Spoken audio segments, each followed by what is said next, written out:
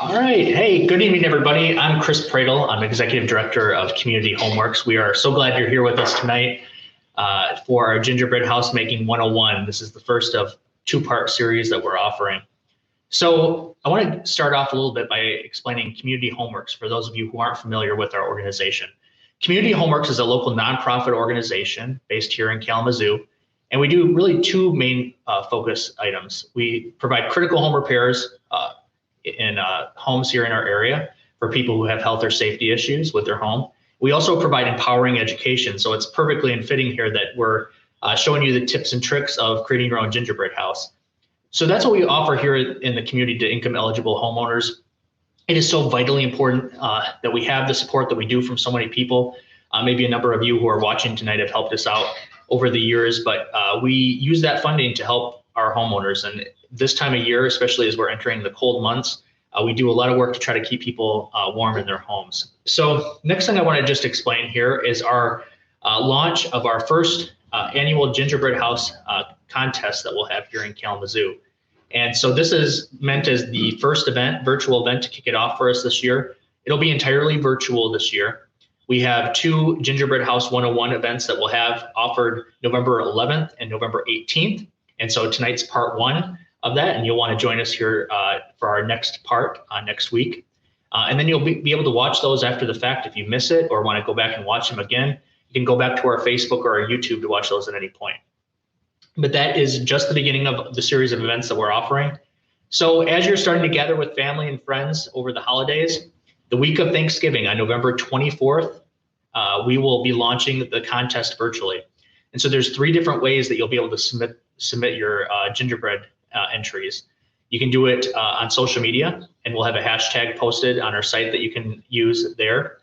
You can submit it by email. You'll see that option on our website as well. And then you can also submit it through our website. So you have three different ways that you can submit your entries. We actually have 5 categories this year that you can participate. So one of them, you'll see our trophies here that you'll win for these 5 different categories. One of them, what we call the Gingerbread House Masterpiece, will be decided by our 3 celebrity judges. So they will actually look at all the different entries and choose what they consider like the best entry of the year. The next one is the People's Choice Award. So that you can involve all your family and friends to hopefully vote for you, and you will have a chance to actually vote for your favorite. The public can vote for theirs. We're also going to have a Kids 12 and Under category. We're going to have an Iconic Structures of Kalamazoo category. And then we also have a category as well where you can create your home and model it after your actual home itself. So we'll want you to get inspiration from your own house and then create that in the ingredients as well. So we'll have that going on. And again, you can start submitting your submissions on November 24th, which is a Wednesday right before Thanksgiving. So it's a perfect time while everybody's there during that week to do that. I'd be remiss if I didn't acknowledge our awesome sponsors who are supporting this as well. We really want to thank Old National Bank, CTS Telecom, Miller Johnson, and George Franklin, who are our inaugural sponsors this year. We would not be able to do all these events without them as well. And really, before I wrap up here as well, I just want to talk about our celebrities who are going to be joining us here in a moment. So it's very exciting that we have both a celebrity in the industry as well as somebody who's known as the chef of the stars, Ralph Humes, who's with us. We also have an internal celebrity, our program manager, Kaylin Humes. So you'll notice that same last name there. Yeah, they're actually a father-daughter duo. So we have in-house one of our people that a lot of people know when they call Community Homeworks, Kaylin, and then her dad, Ralph Humes, who again is known as the chef of the stars. Maybe Kaylin can talk a little bit more during the demo here about her dad's background, but we're really honored to have him here as well. And we just want to have a lot of fun here, showing you some of the basics of making your own gingerbread house. Certainly, you're welcome to put any questions in the comment section. We can always follow up with you. And then to learn more information about all the events that we have coming up here related to Gingerbread House competition this year, you can visit our website at communityhomeworks.org. And all that information will be posted the week of November 15th. So it's coming up here before you know it. We're looking forward to a fun evening tonight here in our education center, live in our holiday studio, 810 Bryant Street here, where we normally have our education courses. Without further ado, Ralph and Kaylin. Hi everyone, thank you so much for joining us tonight. My name is Kaylin Humes. I'm the program manager here at Community Homeworks, and tonight I am joined by special guest, my dad, Chef Ralph Humes. He's going to be helping us put together these gingerbread houses. It's something that both of us have not done before, but we watched all the YouTube videos and took notes and all of that so that you don't have to. Kind of boiled it down to what we thought was the most efficient recipe. So hopefully you find this useful, but yeah, I guess we'll just go ahead and get started. So I think the first thing that we'll do is go ahead and go through all of the items that we'll need. So the ingredients, well, actually, let's start with the non-food related items that you'll need. First thing is some parchment paper. This is super useful, or foil if you don't have parchment paper, that'll work just fine. You'll want some sort of gingerbread cookie template to work off of. You can either make your own. We'll have one linked below that you'll be able to use. Tonight we'll actually be using cookie cutters. I know we cheated a little bit, but this was the easiest way for us to do this. But if you don't have cookie cutters, we will have a downloadable template below that you can use. So if you're making something more complex, you can use cardboard and tape to build a model. Yeah. The third thing you'll want to have is a sturdy base for the gingerbread house. So we've got our sheet pan here that we'll be using, covered in parchment paper. But you can use a sturdy piece of cardboard if you would like. Yeah, pan, both of those work well. Just something that you'll be able to hold and transport without there being any mishaps. The next thing that you will need is some sort of knife. Since we're in my dad's kitchen, he has an assortment of knives, all his chef's knives and things, but you don't have to have a chef's knife. I'm sure a butter knife or just a kitchen knife will work just fine. We've also got piping bags for frosting, which we'll get into that later. We bought these from Target in a cake decorating set. If you don't have access to the piping, what are they called? Piping bags? Piping bags. You can use a freezer bag and cut off the corners. So you've got kind of a substitute there if you don't have access to those. Also, what you'll want to do is find a recipe that works for you. We'll have the recipe that we're using down in the description box. So feel free to follow this one along, but I know there's a couple online that you'll be able to use. So before we get started, you'll want to go ahead and make sure that your oven is preheated to 350. So we've already got our set. Make sure to go ahead and get your set. Then we'll go ahead and dive right into this. Okay, so the first thing we're going to start off with is making the dough. So we've got our ingredients already measured out here, and we'll have a link to the recipe below so that you can use this exact one.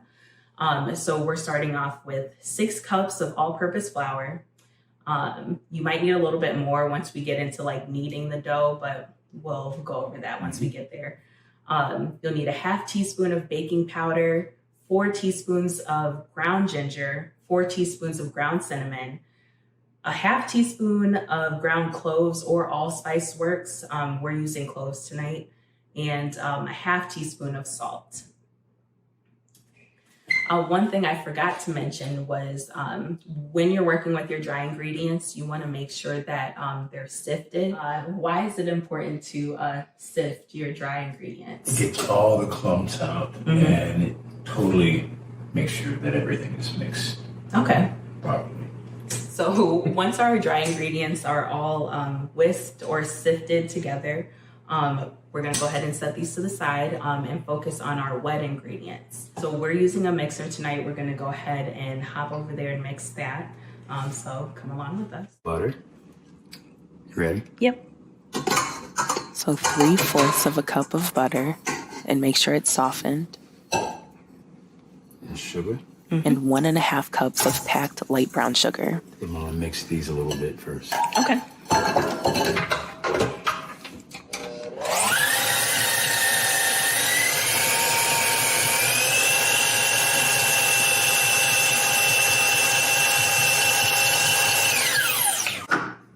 Next, we'll add 2 large eggs.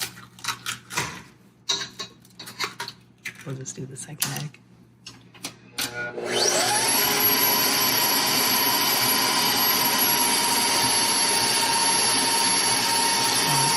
Grab the molasses.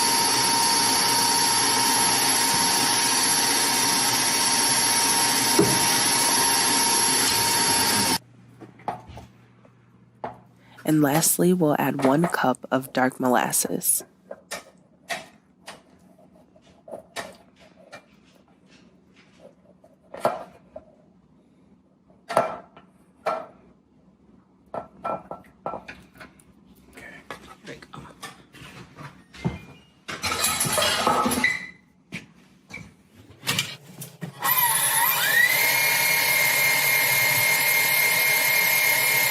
So after we mixed the wet ingredients, we're gonna start putting in the dry one.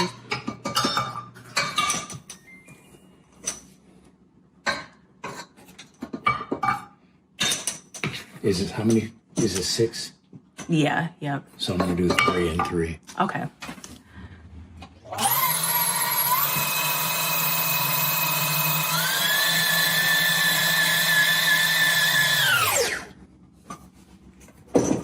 Next, we'll add the remaining dry mix to the dough.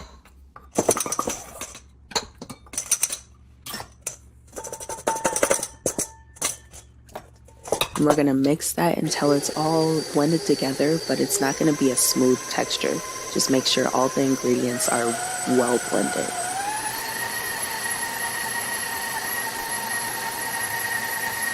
Okay. Sweet. So next, we're gonna be kneading the dough. So place the mixture onto the parchment paper and we're gonna knead it until it's all smooth and combined. You see what I'm doing, kind of turning it in on itself. Then using that pressure. And the warmth of your hands. So that's about ready for me to just form it into a ball now. Okay.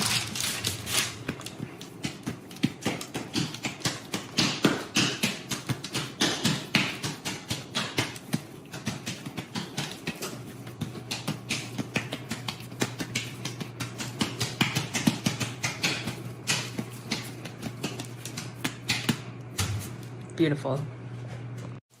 Now we're going to go ahead and flour our surface to get ready to roll out our dough.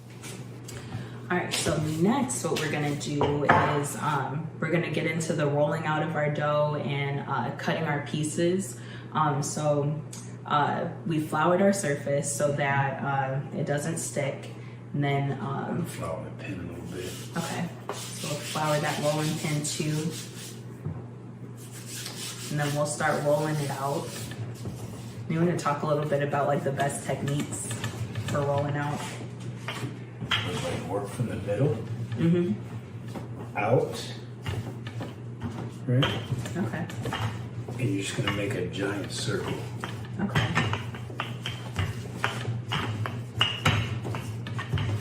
And don't be afraid to use more flour so it doesn't stick. Okay. And I think the recipe calls for like, it's 1/8 of an inch thick is what we want to roll it out to.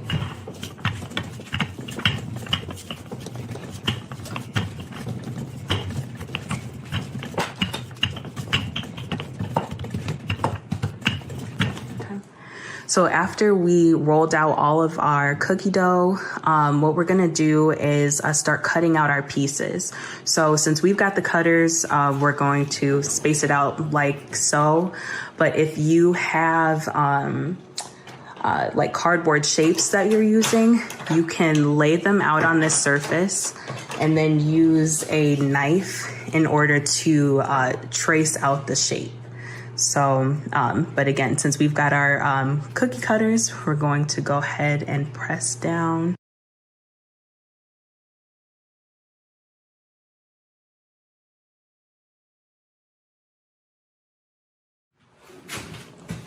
So we're gonna start cutting off the excess dough that we don't need.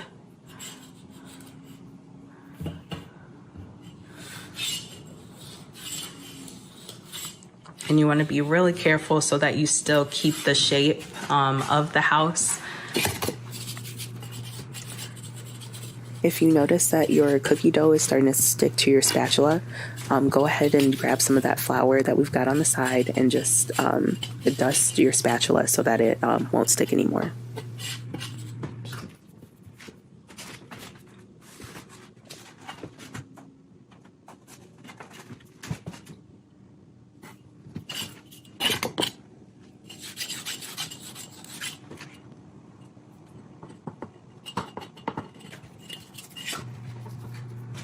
So now just make sure that your cookie pieces are spaced out on your cookie sheet, and you can cut little accent pieces if you want from the extra dough that's there. Okay, so next what we're gonna do is go ahead and cut out the shapes in our the sides of our houses and the front and the back. So what we'll do is add like a couple windows, maybe a door. But a little pro tip that we found was that when you're cutting these out, so let's go ahead and start off. We'll start off with the window. You want to make sure that you press all the way in, but we don't want to pull out this piece. The reason for this is if you pull it out before you bake it, it may like warp together and it'll warp the little opening. So we want to try to keep it as crisp and clean of a cut as we can. So we're just going to leave that little piece in there. But again, make sure you cut all the way through, but just leave that little piece in there.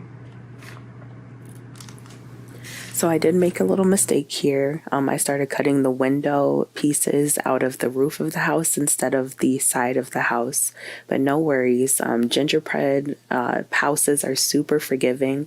We'll show you how we fixed it later, but pretty much any mistake that you make, you can fix it with frosting or candy or whatever, but we'll show you what we did in a little bit. So now we're ready to bake our cookies. We're going to place them in our oven for about 11 to 13 minutes. The smaller pieces, you might want to check on them around 5 or 6 minutes just to make sure they don't get burnt, and then pull those out if they seem to be done before the bigger pieces. So next what we're going to do is start working on our royal icing. It's really simple, just 2 ingredients. You need 2 2/3 cups of powdered sugar and then 2 egg whites. Okay, so my dad's going to show us a little technique on how you can get the egg whites. So can you kind of talk us through this? Here's one way. You can just use the eggshell to separate it. Then separate your yolk there. The second way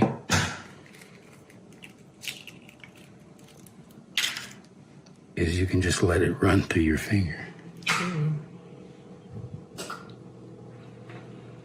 Which if I'm doing a lot of eggs, I usually do it like that. Yeah.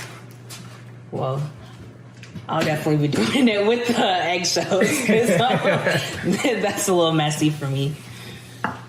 But perfect. Okay, so we've got our egg whites here, then again our powdered sugar. So we're gonna pop that in the mixer, and the recipe calls for this to be beaten stiff. Can you kind of explain what that means, Dad?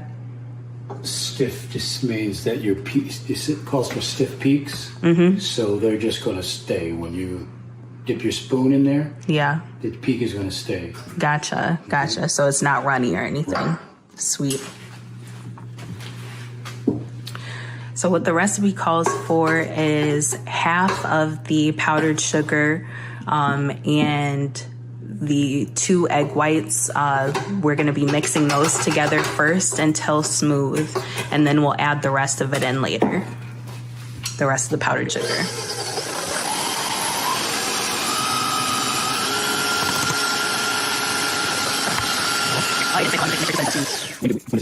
Oh, after we mix everything in. Yeah. And then it's one of biscuits with peaks. Peaks resting.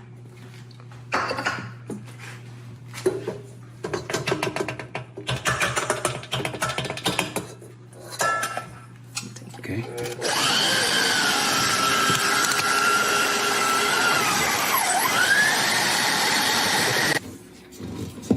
beautiful. Yeah, You know? that's so So much we're gonna better. load our bag up. Yeah, These are your stiff peaks. Look at that. See? yeah. Oh, That's so a no stiff drip. peak. Gotcha. Yes. Gotcha. Looks much better than the first time around. Right.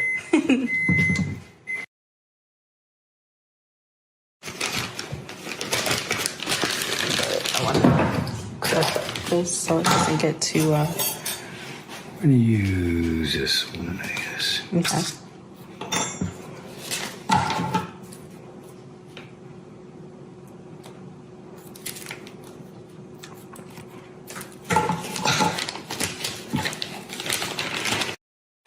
It's being annoying.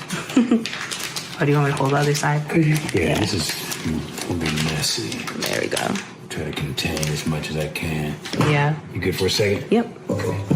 I'm just gonna move this up. I mean, it's probably gonna need all of it, Okay. but I don't know that. So. Yeah.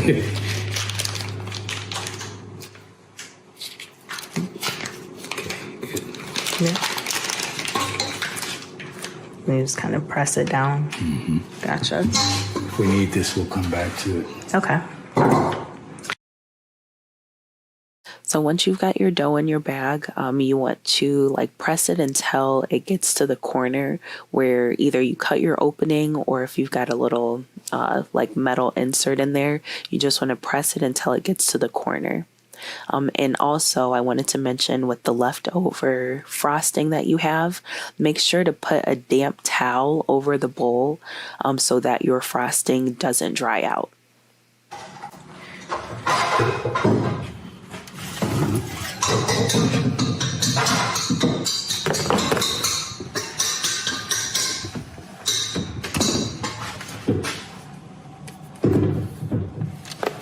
So now we're going to pull our cookies out of the oven.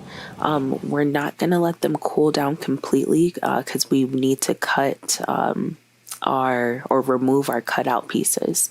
So what you'll see me doing is grabbing our cookie cutters and going back over those the lines that are there.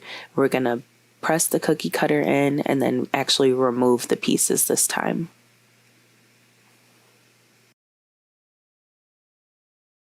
So next we've got a little pro tip, another pro tip that we saw online on how to make stained glass windows for the gingerbread house. So really the only things that you will need is some hard candy. We'll be using Jolly Ranchers today. We've got a couple different flavors. We've got the green, the blue, and cute little pink color to put in there. What else do we need? A hammer or a meat mallet or something hard that you can hit things with. And a few of these Ziploc bags. First, what you want to do is divide up all your Jolly Ranchers by flavor. So we've got our blue raspberry here. What flavor is this? Green apple here. And then I think this is a mixture of a couple, but we've got 2 cherry and 2 watermelon, but they're close enough to the same color, so it's totally fine. And what we're gonna do is unwrap them and place them in these baggies here. So we're laying a couple towels down too, just to kind of minimize the noise and the damage that'll be done. I'm grabbing our hammer.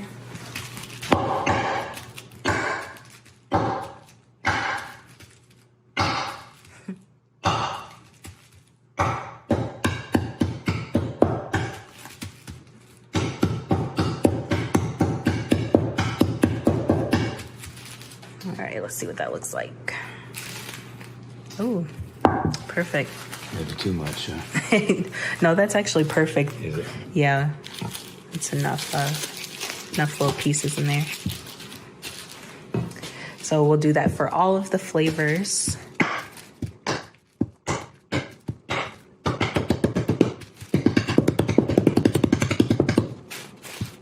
Deep full. Here, I'll see you. What do you think, bro? I just hear him walking. Oh, yeah, he's over there. Sorry. Sorry. Sorry.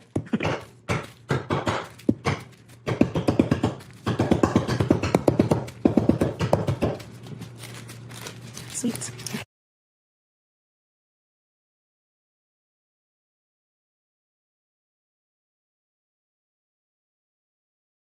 Once our candy is crushed in our Ziploc baggies, we're going to go ahead and sprinkle in the little pieces into our window cutouts. Make sure to do it one flavor at a time.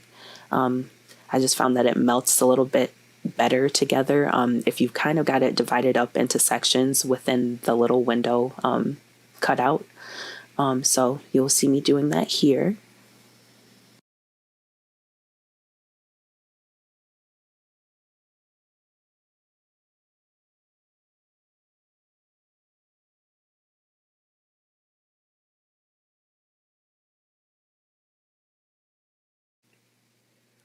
Once you've got the crushed candy in there to your liking, we'll go ahead and pop this pan into our oven at 350 for about 3 to 5 minutes.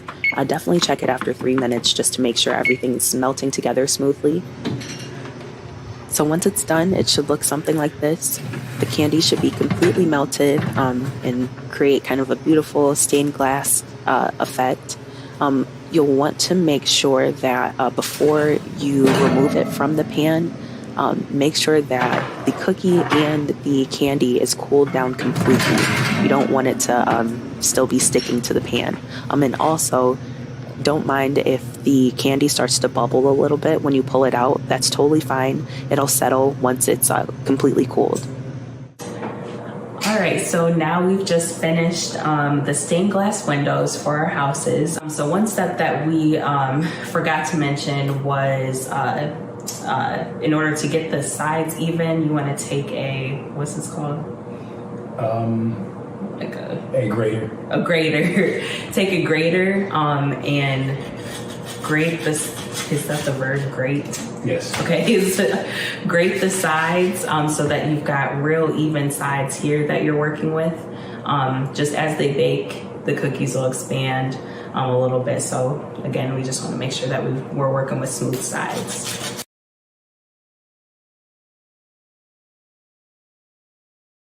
The first thing that you want to make sure that you have, we talked about it a little bit earlier, but you want to make sure you have a really sturdy base. We'll be using another sheet pan, but feel free to use a really sturdy piece of like cardboard, not cardstock, or a sheet pan like we're using. We've got our royal icing. That's what we'll be using to stick everything together. It's a real thick, pasty or stiff consistency, so it should dry out really well. But the first thing that we're going to start off with is putting the base portion of the house together. So the 4 sides of the home, excluding the roof. So we'll go ahead and remove the roof pieces to the side for right now. Okay. So what we'll do, we'll start off with one corner of the house.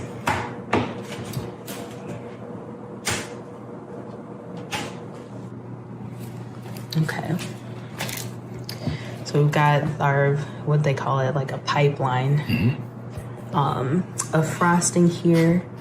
So we're just gonna put some at the base between our sturdy base and the first piece of cookie. And then, Should I put some more on this base? oh yeah, we can put a little bit down. Let me squeeze it a little bit. Thank you. Yeah, I got it. Okay. Then a little here. Okay. All right.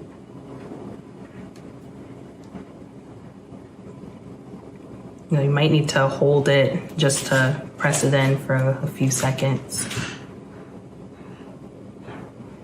And then they said too to put some in the creases here on the inside. Hold those. You want to just make sure to fill any of the gaps that you have with some of that royal frosting just to create a little more stability. So I add the second side right here now. Oh yeah, you want to start to this side. Same thing.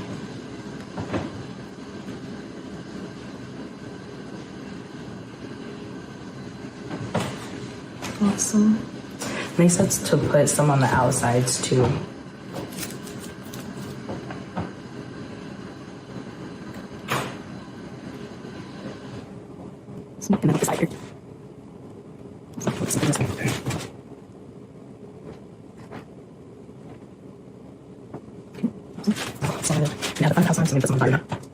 Then I'll go and get the inside for you. Okay. Oh. Okay. The inside and outside of the house. Maybe that's one. Okay.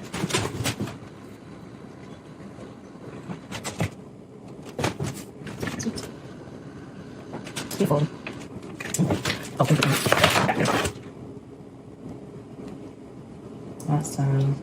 Okay. So this is what your base here should look like.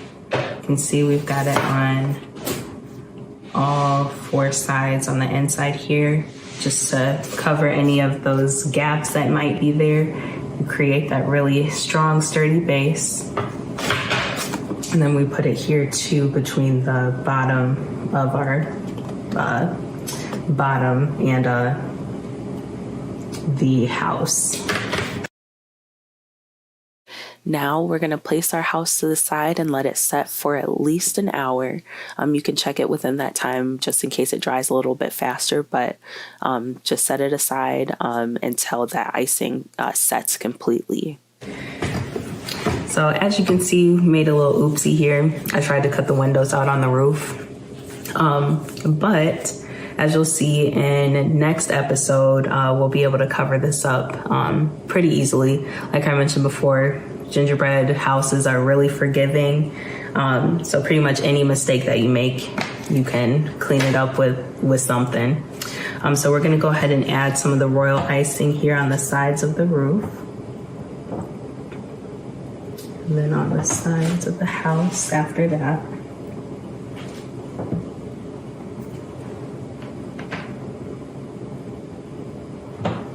Okay.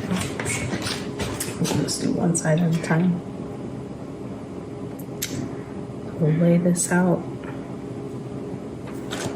I mean, it's so much better than last time. Yeah, this is it's so much better. Okay.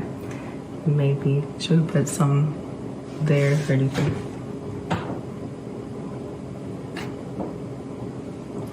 Okay. Oops.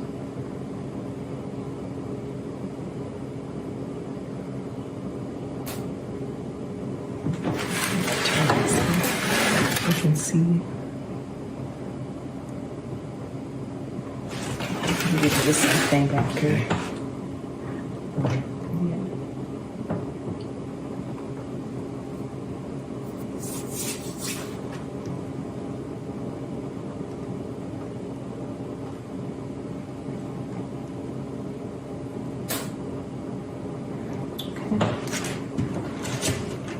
Second piece on.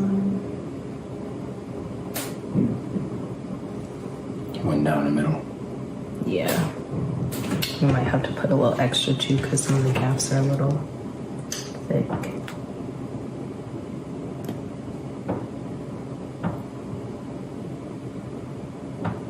There we go.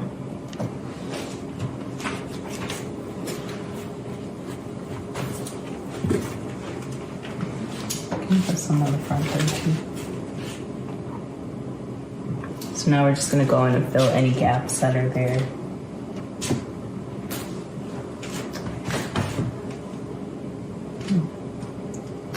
And maybe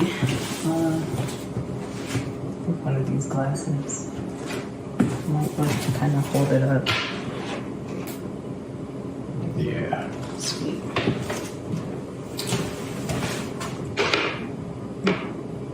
There's something smaller.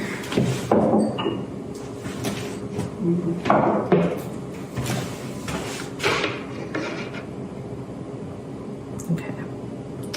If you need to, while it's drying, you can put like glasses or cans or something on the sides of the roof to kind of hold that up until it hardens a little bit.